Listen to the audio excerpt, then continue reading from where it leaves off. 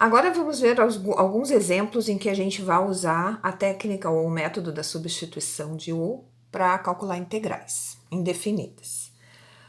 O Anton coloca um roteiro, inclusive comentando a não possibilidade da utilização do método quando for o caso. Então ele divide em 3 passos. A primeira coisa a fazer é identificar alguma composição de funções no integrando. Identificada essa composição, escolhemos a função interna como sendo U e calculamos o seu diferencial. Isso nem sempre vai ser possível, como nós já vimos, né, em alguns exemplos, dependendo da escolha do U, a gente não consegue encontrar o DU. Supondo que tenha encontrado o U e o DU dentro do integrando, completamos a integral, reescrevemos a integral em termos de U e vamos para a tabela ver se existe uma integral semelhante àquela.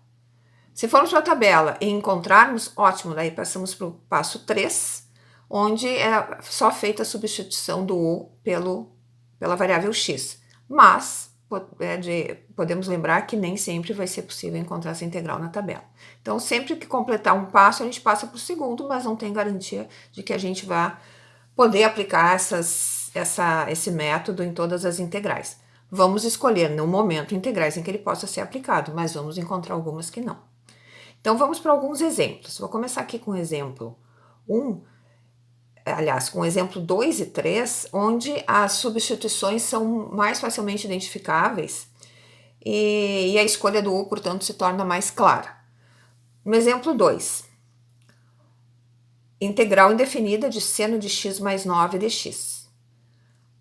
A composição claramente está aqui, seno de uma função de x, essa função de x a gente chama de U, diferencial de U, que é a derivada vezes dx, como a derivada é 1, du igual a dx, então temos a transcrição dessa integral para U, no lugar de x, seno de U e o dx igual a du.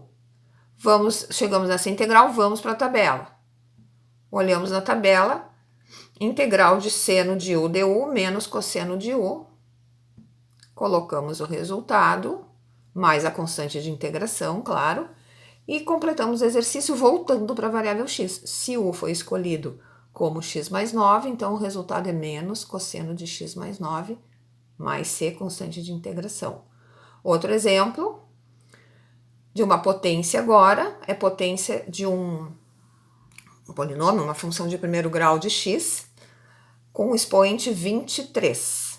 Então, a composição está aqui, a base é a função U, que é a função interna da composição, U igual a x menos 1, novamente o du igual a dx, porque a derivada desse U aqui também é 1.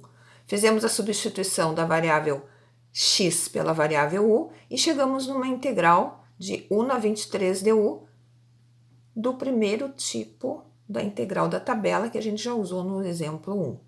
Usando o resultado dessa integral, a integral que estamos resolvendo, então fica igual a U na 24, né, P mais 1 sobre 24, mais a constante de integração. Voltando para a variável x, substituindo U em função de x, chega-se no resultado da integral dada. X menos 8 na 24 sobre 24, mais a constante de integração. Nem sempre o du vai ser igual a dx, isso vai depender do U que a gente escolhe. Então, aqui tem um outro exemplo, que nós vamos calcular a integral do cosseno de 5x. O que a gente vê aqui? A composição da função cosseno com a função 5x. 5x é a função interna, portanto, ela vai ser a função U. Ao transcrever a integral em função de U, nós ficamos com essa integral. Por quê? U sendo igual a 5x, o du vai ser a sua derivada 5 vezes o dx. Portanto, dx vai ser 1/5 de U. Então, nós vamos substituir o U por 5x e o dx por 1/5 de du. Desculpa, aqui eu tinha dito 1/5 de U, 1/5 de du. A gente sabe que existe a propriedade da multiplicação por constante. A integral de uma função multiplicada por uma constante é essa constante vezes a integral da função, e foi isso que foi aplicado aqui. Ou seja, o 1/5 não precisa ficar dentro da integral. Então, para resolver a integral, nós vamos multiplicar por 1/5 a integral do cosseno de U, que também tem na tabela, integral do cosseno de U, seno de U, mais K ou mais C, que é a constante de integração. Aqui o autor usa C, então a gente vai deixar C. Voltando para a variável x, o resultado dessa integral é 1/5 do seno de 5x mais C. Existe outra alternativa, um outro jeito de resolver, que normalmente quem está com mais prática acaba usando essa alternativa, porque ela pula algumas etapas, mas aí a gente vai ter que ter uma determinada visão de onde a gente quer chegar.